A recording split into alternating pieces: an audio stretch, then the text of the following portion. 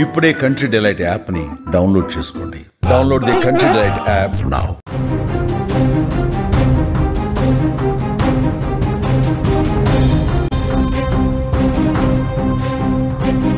ఇవాళ భారత్లో పాక్షిక సూర్యగ్రహణం రాత్రి 10:59 గ్రహణం ప్రారంభమవుతుంది. రేపు తెల్లవారుజామున 3:23 వరకు గ్రహణం ఉండబోతోంది.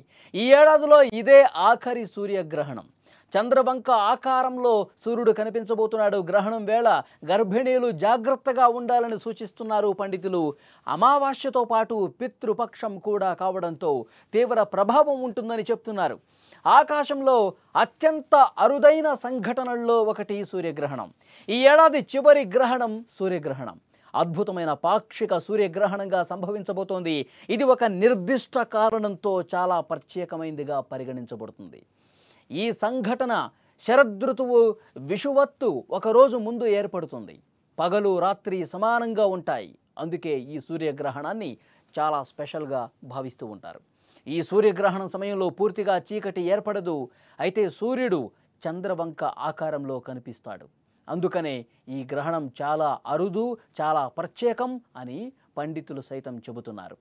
ఇక సూర్యగ్రహణం ఆదివారం సెప్టెంబర్ 21 రాత్రి 10:30కు ప్రారంభమవుతుంది.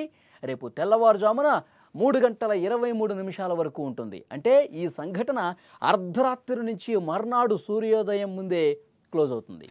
ఈ గ్రహణం భారతదేశంలో నేరుగా కనిపించకపోయినా ఖగోళ శాస్త్రంపై ఆసక్తి ఉన్నవారు ఆన్లైన్లో ప్రత్యక్ష ప్రసారం ద్వారా ఈ గ్రహణాన్ని వీక్షించవచ్చు.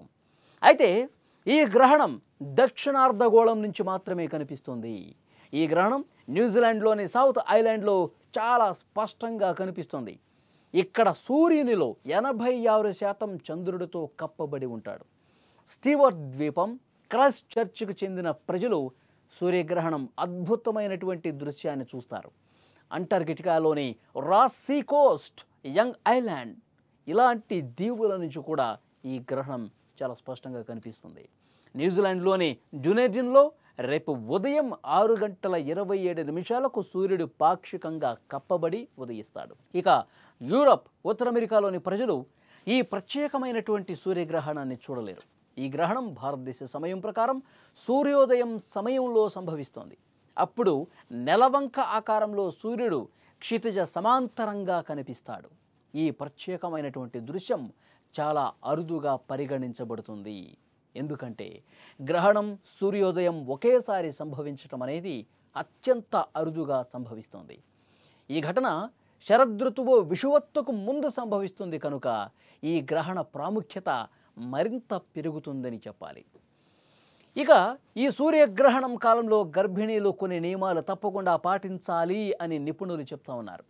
ముఖ్యంగా ఈ సమయంలో మధ్యాహ్నం ఆహారం తీసుకోవటం మంచిది కాదు అని పండితులు సూచిస్తున్నారు.